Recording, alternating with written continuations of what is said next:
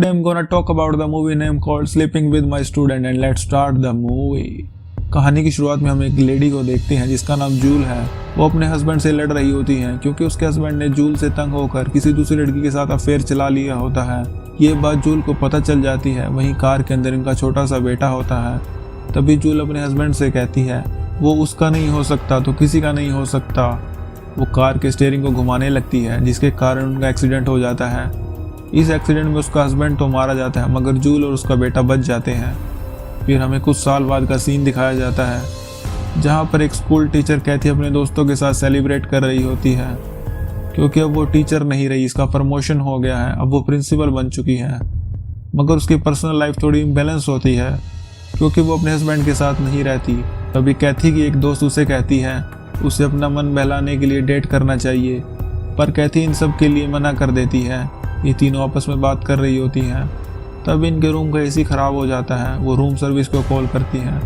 थोड़ी ही देर बाद होटल का इलेक्ट्रीशियन उनके रूम में आता है। वो काफ़ी यंग होता है।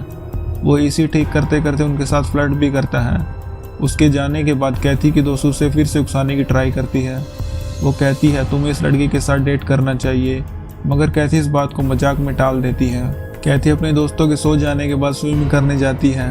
एक बार फिर से वो इलेक्ट्रीशियन कैथी को मिलता है। वो उसे अपना नाम इयान बताता है। दोनों की आपस में बात होती है। दोनों पानी में उतर जाते हैं। इयान उसे सेड्यूस करने की ट्राई करता है।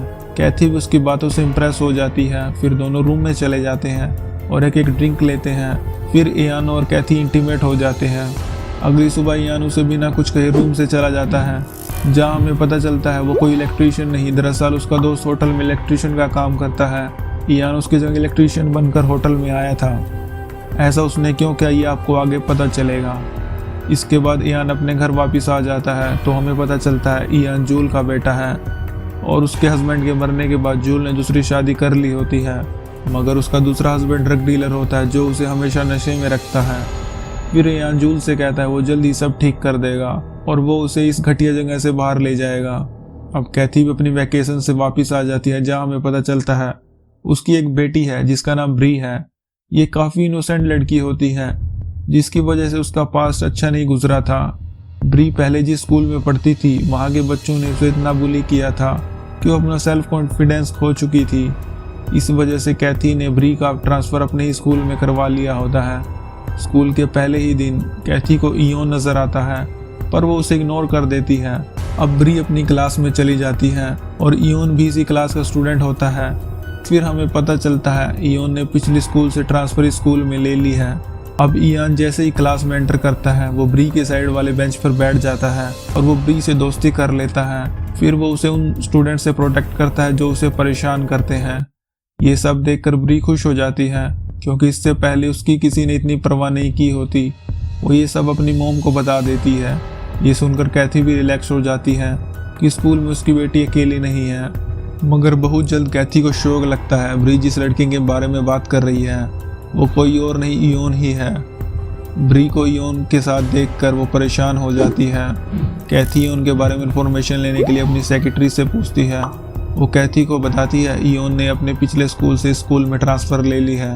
मगर कैथी एक बात समझ नहीं आती, इयोन पहले स्कूल में सीनियर था तो उसने यहाँ आकर जूनियर क्लास में एडमिशन क्यों लिया। ये सोचकर कैथी थोड़ी इनसिक्योर हो जाती है और इयोन के बारे में इंफॉर्मेशन लेने के लिए पुलिस ऑफिसर को बुलाती है। ऑफिसर कैथी को बताता है वो इयोन को अच्छी तरह से जानता है। वो एरोगेंट और वायलेंट टाइप का लड़का है। वो अपनी माँ और अपने स्टेप फादर के साथ रहता है। ऑफिसर की बात सुनने के बाद कैथी ब्री को इयोन से दूर रहने के लिए कहती है, लेकिन ब्री ये सुनकर गुस्सा हो जाती है कि कैथी ने उसकी लाइफ को हमेशा पूरी तरह कंट्रोल किया है। नेक्स्ट सीन में इयान एक बार फिर से जूल के पास आता है। वो अपनी माँ से कहता है उसका काम लगभग ख़त्म होने ही वाला है और यहाँ में सारी बात का पता चलता है कि इयान का असल मकसद क्या है और वो ब्री की इतनी परवाह क्यों करता है। एक्चुअली कैथी ही वो औरत थी जिसका इयान के डैड के साथ चक्कर चल रहा था और ब्री उसी के डैड की बेटी होती है जिसे वो अपनी बहन मानता है, इसलिए वो उसकी इतनी केयर करता है।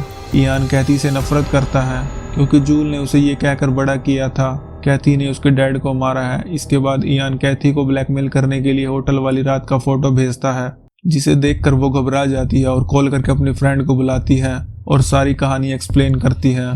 उसकी फ्रेंड उसे आइडिया देती है वो इयोन को फंसाकर स्कूल से निकाल दे।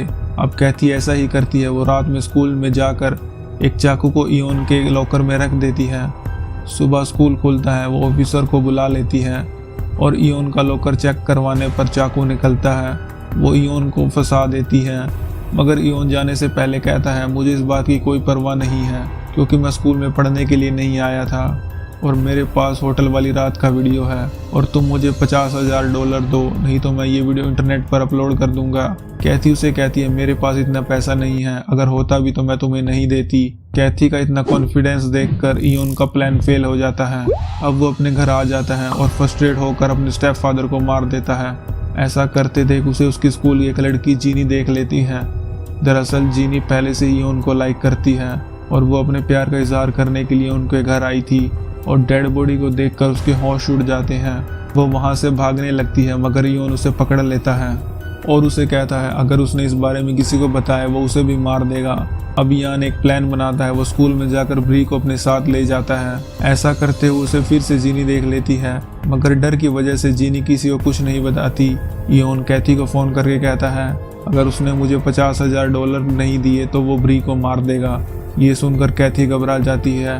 वो अपनी दोस्त को फ़ोन करके बुला लेती है और पैसों का इंतजाम करने के लिए कहती है। दूसरी तरफ कैथी को भी रियलाइज़ हो गया था कि वो किडनैप हो चुकी है। ब्री पैनिक कर जाती है। इयोन उसे कहता है तुम मेरी बहन हो और मैं तुम्हें कुछ नहीं करूँगा। अब कैथी पैसे लेकर आती है। ब्री उससे पूछती है जो इयोन कह रहा है क्या वो सच है। कैथी बोलती है हाँ ये सब सच है, मैंने इयोन के साथ एक नाइट स्पेंड की है और तुम दोनों बहन भाई हो। फिर इयान ब्री को कहता है ये कितनी घटिया औरत है, किसी के साथ भी सो जाती है और उसकी ज़िंदगी बर्बाद कर देती है। कैथी इयान को कहती है तुम्हें सच नहीं पता और वो तुम्हारी मोम जूल ही थी जिसने तुम्हारे डैड की लाइफ ख़राब कर रखी थी। मेरे और तुम्हारे डैड के बीच एक बात सही हुई कि मैं प्रेग्नेंट हो गई। इयान को कैथी की बात सुनकर बहुत गुस्सा आ जाता है। वो अपनी गन निकाल कर कैथी को शूट करने ही वाला होता है, मगर ब्री इयोन को धक्का देकर विंडो से नीचे गिरा देती है और उसकी वहीं मौत हो जाती है, मगर कैथी बच जाती है। इस सारे इंसिडेंट के बाद उसे फैमिली की इम्पोर्टेंस का पता चल जाता है। वो दोबारा से अपने हस्बैंड के साथ रहना शुरू कर देती है और यही मूवी का द एंड हो जाता है।